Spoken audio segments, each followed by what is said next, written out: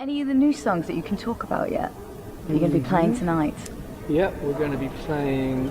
There's a couple that we've sort of played at a few things over the past year. There's a song called Gethsemane, which is, of all the tracks on the record, the one that's closest to, like, I guess, what Dry the River was and what people know Dry the River to be. It's quite kind of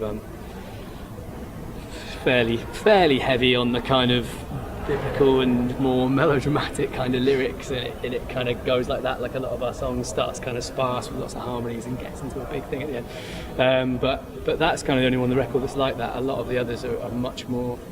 Certainly, like, I was conscious of wanting to try and write a bit more like colloquially and casually, and try and find words and phrases that sound like they could have just come out of my mouth in a conversation, because a lot of the songs on the first record I wrote when I was sort of 17 or 18, wow. I was trying to be really poetic and really sort of, and this is much more kind of just, I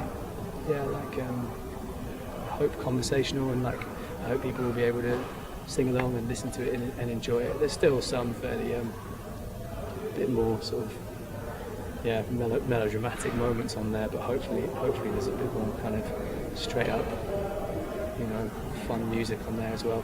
So there's a couple of tracks, a couple of other ones, a song called Hidden Hand that's a bit more just kind of four chords and fun, so there's hopefully people will come and see tonight, but yeah, it's about half and half, new and old stuff. So good mix. Yeah. Is it as fun playing the old songs again as it is playing the new ones, or is it more fun playing the new ones? I think I was surprised when we started to get back into rehearsing again. I was thinking, God, like, I wish we didn't have to play these old songs. Like, we love the new records so much. But as soon as we played them, we found we sort of had a chance, having had the time off, we've had a chance to kind of like learn to appreciate them again. You don't stop to think when you've played them 100 or 200 times or whatever it is now, but yeah, like when you go away for a year and then you come back and play them again, firstly we couldn't remember how to play any of them, we had to kind of relearn them all, and then we just found, this is actually quite fun, and we would play them in a slightly different way, and we kind of, so that's, yeah, it's like we've been given a sort of new lease of life. We're enthusiastic about it. I've always seen you as having a very dedicated fan base. The live shows are very energetic, and there's lots of people just loving getting involved. You've been posting these little taster videos online. What's the reaction from the fans been like? I've seen some really nice tweets and some like really lovely stuff on the Facebook. I think again we were just a bit worried that maybe because we'd been away for a year, people would have just forgotten who we were. We were always a band who kind of, obviously any band, like, they're defined by kind of playing shows, but for us really, like, the studio has always been kind of neither here nor there, and it's like something you kind of get out of the way, and then for us, like, the real exciting thing is just being in a room and playing songs. So I think, like, we were really worried, well, if we've gone away for a year, and that's always been our kind of defining, the way that we work is like we have to be on the road all the time, and then to go away for a year, I think we were a bit worried, like, what if that's all kind of lapsed? So it was really nice to see people say, these, and some of the new songs sound a bit different as well, so I was a bit worried people would go, this isn't the Dry the River that we are used to, but people have been really enthusiastic, and somebody commented saying that this one of the clips was like their favourite kind of Dry the River song. I think they'd heard us play it live somewhere, and it was their kind of favourite song to date, so hopefully we're going to take people with us when we release a new record. So what have you got lined up this summer? Are you going to be having a busier summer with festivals and shows? Like, quite busy. The record will come out like at the end of summer, and we're doing like main stage Reading and Leeds, which we're really excited about.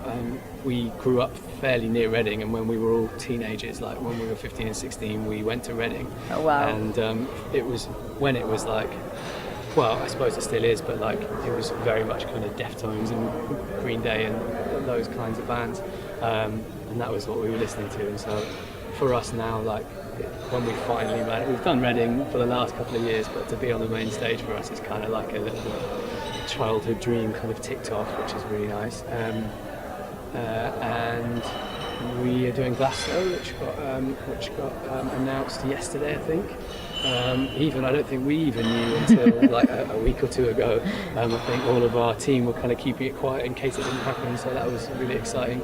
We've been there the last few years as well, and it's just it's our kind of one of our favourites, and those two. And then there'll be like some European ones, and there'll be lots of little, hopefully some smaller kind of boutique ones as well. We're doing one called Leopalooza down in Cornwall, I think near Bude, which is sort of our new keys player. Pat is a friend of his that runs the festival, so we're trying to get a good mix of like kind of big ones and then like the real nice boutique ones where we can kind of see people better and try and get some interaction going.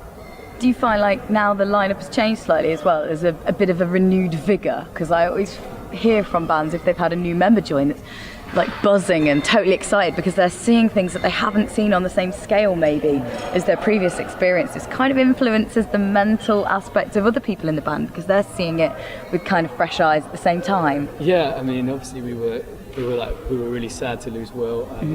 He's actually Will and myself and John, the drummer, started the band, so I went to school with him and stuff. So obviously, but it was like a natural point in the band's career where like if he were going to go on and do, he's in some other bands and he's kind of doing some management and all kinds of stuff.